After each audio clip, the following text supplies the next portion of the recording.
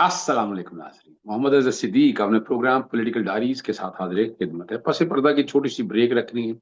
चीजें सारी है, आपको पता, फायरवॉल और मेरे चैनल को तो खास तौर पर हिट किया है। आजकल पता है आपको, मेन स्ट्रीम के चैनल में भी जरा कम बैठने दिया जाता है मुझे। मैं चौके तिया पांचा कर लेता हूँ। मैं जितना कोशिश होती है, मैं बैकफुट पे तो ले ही जाता हूँ जी, जितना मर्जी कहें।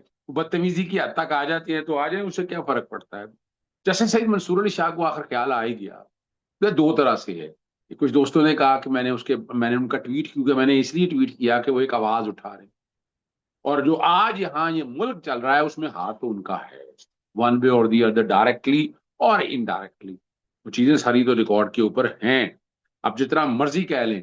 और कुछ ये हुकूमती वजरा जो बातें करते फिर रहे हैं कि पेट्रोल की कीमत बढ़ाने में, कम करने में, ज्यादा में, मैंने बड़े सख्त ट्वीट किए। बहुत सख्त ट्वीट, बहुत सख्ती से ये मैंने नुक्ता नजर उठाया है। और मैंने जहां क्या क्या बातें की हैं और वो बातें सारा सामने रखते हैं। फिर इसी तरह मुस्लिम लीग नून जो एक बेवकूफ बनाती फिर रही है, ठीक है ना जी। और उनके हमारे एक दोस्त वकील हैं, वो तनकीद की जद में है। वो सिर्फ इसी वजह से है कि वो चीजों को आगे पीछे लेकर जाना चाहे, और इमरान खान साहब के मनसूबे पे एतराज उठाना, यानी इधर उधर की बातें बड़ी। और मैं फिर बैकफुट पे ले जाता हूँ जहाँ कहीं बैठे होते हैं, जब मैं थोड़ा सा खींचता हूँ तो फिर बदतमीजी के अलावा उनके पास और कोई हल नहीं है। वो इस तरह की बातें करते हैं। मुताजा अरब इमारत अगर हम रकम मांग रही है तो इसमें प्रॉब्लम क्या है? फिर एक जगह आके कह दिया जी कि नवाज शरीफ का बड़ा हाथ है पेट्रोलियम की कीमत बढ़ा। चलो इसी पे बात कर लेते हैं। यानी ये जब देखें, ये प्लांटेड खबरें इस तरह की चलाई जाती है। मैंने तो ट्वीट भी किया, मैंने कहा आ जाए आप बताएं ना जरा, ये ख्वाहिशात पे पेट्रोल कम और ज्यादा करना है। आप अंदाजा लगाएं, ये जमहूरियत है इस मुल्क में। और और अगर मुल्क को स्टेट्समैन नहीं होता है, ख्वाहिशात में, और भाई जुल्म और जाति में आकर इस्तीफे दो, यहाँ पर अगर बताओ कि नहीं भाई हमसे ब्लंडर हुआ है, तुम्हारे जिन लोगों ने ब्लंडर कराया, टैक्स रेवेन्यू का शॉर्ट है, सीधी सी बात है, उसको पूरा करने के लिए कोताही तो आप लोगों की है ना, कि टैक्स रेवेन्यू नहीं पूरा कर, टैक्स कलेक्शन पूरी नहीं कर सके। और मेन वजह समझे, उसकी वजह क्या? मुल्क में इंडस्ट्री की हालत आपके सामने, बिजली महंगी, तेल महंगा, और टैक्सेस का निजाम ऐसा है कि कारोबार में चंद तो है नहीं है। इसमें कारोबार अगर देखा जाए तो वो गाड़ियों का चल रहा है। स्टेट का कारोबार तो आपने तबाह कर दिया। नहीं, रियल एस्टेट की बात कर रहा हूँ कि वो कहाँ लाकर खड़ा कर दिया। आपको अंदाजा खुद होना चाहिए इस बात को। तो ये जो नवाज शरीफ पे है, कि अगर नवाज शरीफ के वाकई ख्वाहिशात पे किया गया है तो उसका मतलब पहले भी ख्वाहिश पे ही बड़ा। अब ये बेवकूफ बनाया ना, वो इंडियन मूवीज आपको बड़ी चल रही हैं, यानी ये ओ महंगाई करो, इतनी कर दो, फिर अवाम को बेवकूफ कम कर दो, यानी कमाल कर दिया। और लोगों ने वो वीडियो के क्लिप उठा उठा के लगाए शर्मिंदगी के बारे।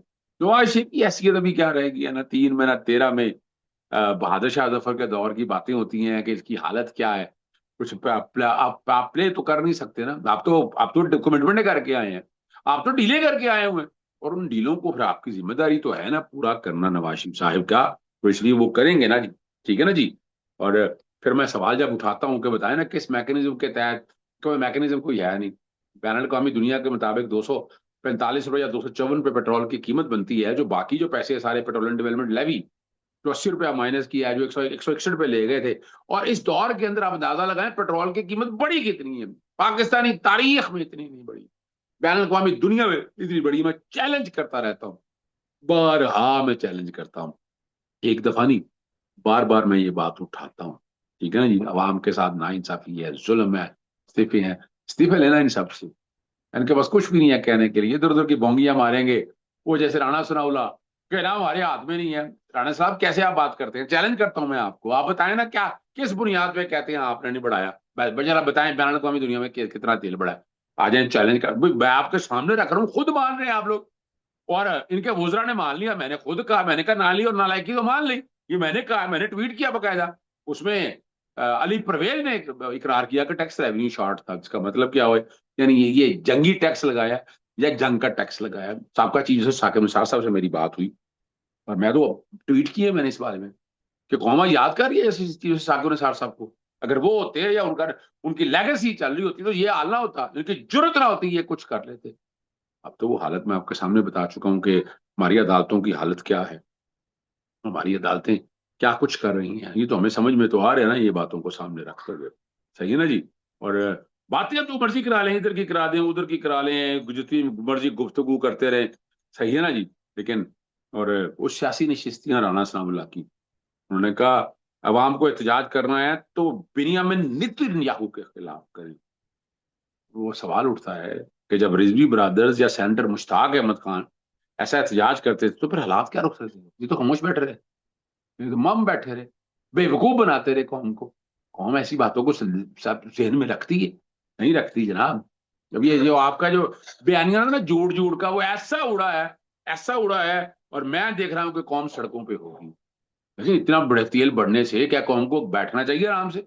बिल्कुल नहीं बैठना चाहिए। क्यों बैठे इस बात को सब, जब आपको जवाब ही कोई नहीं है? अगर तो बैन अवी दुनिया में कीमत बढ़ी होती फिर तो जवाब था। आप अपना रेवेन्यू शॉर्ट है, जो आपकी कोताहियां हैं, कमियां हैं, जो डाके हैं, चोरियां हैं, वो मजाकन कह रहा हूं मैं, तो फिर वो किसके जिम्मे डलनी है?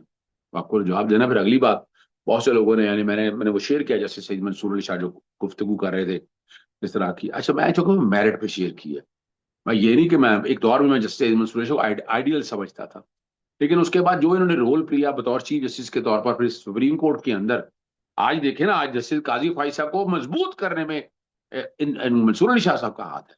मंसूर अली शाह साहब ने उसको हाथ दी है, वो बचाने आए थे। वरना तो जस्टिस काजी फाइसा जो है, वो उनका जो रेफर जितना मटेरियल था वो तो जज ही नहीं रह सकते थे। यानी एक तरफ बताया जाता कि जनाब इसके अगेंस्ट अपारा है, एस्टैब्लिशमेंट है फैजाबाद धरने पे, और बचाने वालों में हरे को पता है एस्टैब्लिशमेंट नहीं बचाया इनको, और एस्टैब्लिशमेंट को जितना इन्होंने फायदा दिया ये भी रिकॉर्ड के ऊपर मौजूद। आज तक बनी ट्रेल दे सकी मिसेस सरीना, हिस्सा बता दें आप। यानी चार चीजें आपके सामने रखता हूँ।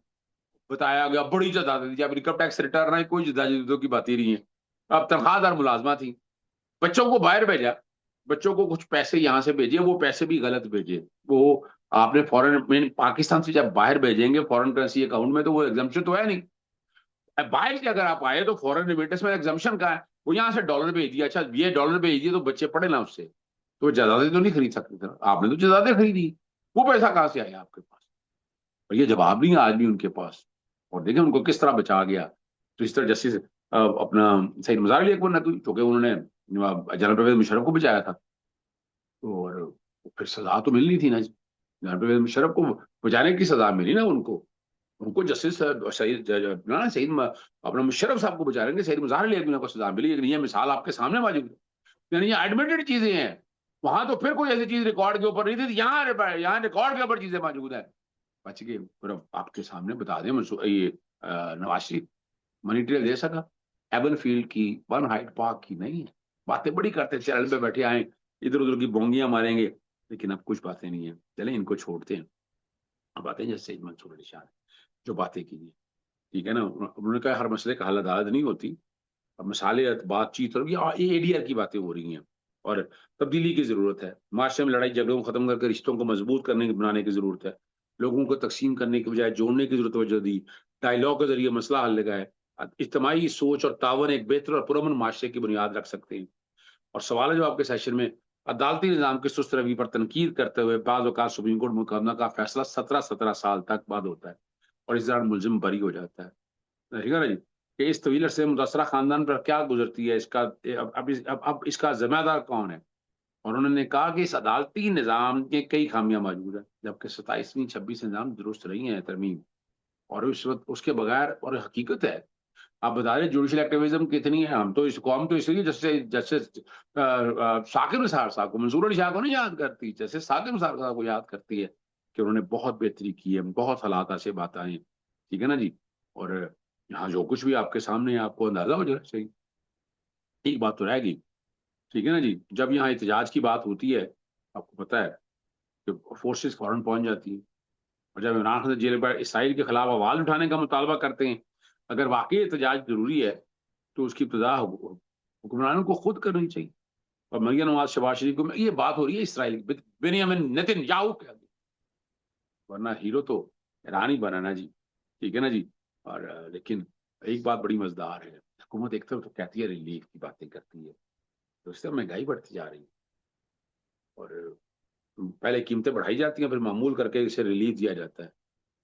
आवाम बुनियादी जरूरत को तरस रही है, जो हकीकत है। रोजगार के मौके कम हो जाते जा रहे हैं, नई नौकरियां देने की बजाय पुरानी मुलाजमतें खत्म किए जा रहे हैं। अब अगला हफ्ता जो है ना, वो बहुत ही अहम है। यानी 190 मिलियन पाउंड का केस लगा हुआ है, वो मेन अपील फिर नहीं हो जानी। वहाँ दो दरखास्तें दी हुई हैं, एक तो मुलाकात के लिए हवाले से दी है, और एक बुशा बीबी के हवाले से तो सस्पेंशन। अब वो नजर नहीं आ रहा कि चीफ जस्टिस साहब जो है ना वो सस्पेंशन को सुने, वो कह रहे हैं जी मेन सुने। और वो मेन सुनने का मकसद है जैसा भी फैसला आए उस फैसले की अपील जो है वो आईनी अदालत में जाएगी। हालांकि आईनी अदालत का तो कंसर्न कोई नहीं है इस बात से, जान के तरमीम करके आईनी अदालत को इख्तियार दिया गया। इसका मतलब क्या, पसंद के जजेस की बात हो रही है ना जी, और क्या होना है। ठीक है ना जी, ये समझने की बात है। अगर समझ आ जाए, बहुत दावा किया गया कि इमरान खान की हुकूमत मुत्तहिदा अरब अमारात से $2 अरब कर्ज लिया था, जिसे अब शहबाज शरीफ की हुकूमत 17 अप्रैल को वापस करेगी। सवाल उठाया कि ये रकम कहाँ खर्च हुई। अच्छा, इस बयान में मजीद तासर ये दिया गया कि इमरान खान के दौरे हुकूमत में को बड़े तरक्याती काम नहीं हुए। सड़कें, मोटरवेज, अस्पताल, जामियात और खदशात ये इजारा कर दिया रकम मुमकिन तौर पर बुशरा बीबी फरश से मुताबिक बदनवानी में इस्तेमाल हुई। अच्छा, मैं हैरान होता हूँ इस बात से। भाई जरा ये तो बताए ना, कि $2 अरब जो है वापस दे रहे हैं, अगर करप्शन हुई है, नैब किसके है? बेवकूफ बनाना है। आपके किसी अकाउंट में शो किया आज तक ने लॉस हुआ या करप्शन हुई? चले मैं यूं ले लेता हूँ, मैं तो वो बारीकी में एक एक चीज जानता हूँ, जब एक एक चीज समझता हूँ तो एक एक चीज का सवाल भी उठाता हूँ मैं। समझ आई बात, एक एक चीज का मैं सवाल उठाता हूँ। ठीक है ना जी। और अब ये बातें वाज़ेह तौर पर है, स्टेट बैंक ऑफ पाकिस्तान के ज़रिए मुबादला के दखार में रखा जाएगा। इस रकम को किसी तरक्याती मनसूबे या दीगर अखराजात के इस्तेमाल नहीं। अब जरा समझना, जो बातें हो रही ना, ये $2 अरब जो पैसा लेते हैं ना, ये एक्चुअली रिजर्व के तौर पर रखा जाता है। आपके जो जखायर ना बैरूनी से, ये वहां पड़े होते हैं। जैसे पाकिस्तानियों का तकरीबन $6 बिलियन के करीब पड़ा हुआ है, ये कोई $8 बिलियन के करीब है। ठीक है ना जी। तो जो IMF के सूद जो पैसा आता है वो वहां पड़ा होता है। ये रोल ओवर के पैसे वहीं पड़े रहने हैं, इसको आपने खर्च नहीं करना है। और वो अपने फॉरेन रिजर्व की पोजीशन रखती हैं। ठीक है ना जी। और अगर अगर मिसाल मुत्तहिदा अरब अगर पैसे तलब भी कर रहा है तो उसके पीछे वजह क्या, किसके कहने पे कर रहा है? ठीक है ना, वो तो उड़ गए हैं ना। असूली तौर पर तो जरा समझिएगा कि इस जंग के अंदर, मैं इसको टेस्टर के तौर पर लेता हूँ हमेशा। अमेरिका और इसराइल इसको टेस्ट करने के लिए आए हैं कि आने वाले दौर के अंदर अगर ईरान पे, चूंकि जंग तो यहाँ होनी है, मैदान तो यहाँ सजना है, हजरत इमाम महदी का ज़हूर होना है, हजरत ईसा अलैहिस्सलाम तशरीफ लाने हैं, और खुरासान का इलाका जो है ये होना है, कुस्तुनतुनिया फतह होना है, मैंने तुर्की के हवाले से अरब के अंदर क्या होना है, ये सारी जो पिक्चर है ना, ये और उससे कई निशानियां तो आप लोगों के सामने आ गई हैं। और कुर्बान जाए ईरान के ऊपर जिस तरह खड़ा हुआ है, 40 साल से तकलीफें बर्दाश्त कर रहा है, करोड़ों करोड़ों रुपए का नोट निकाल रहा है, और उसकी करेंसी और पाकिस्तानी करेंसी के अंदर कंपैरिजन करके देखे, खड़ा उसके बावजूद।